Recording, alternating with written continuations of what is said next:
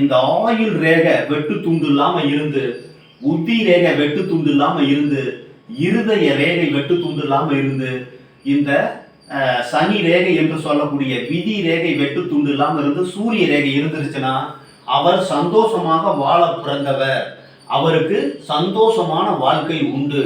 ஒண்ணு.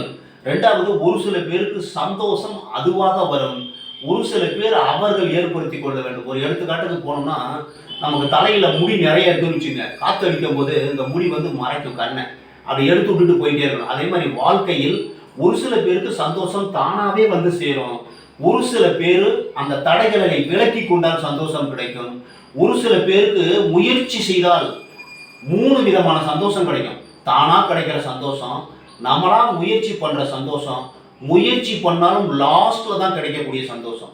இந்த கையில ரேகைகள் வெட்டு துண்டு இல்லாம இருந்தா அவர்கள்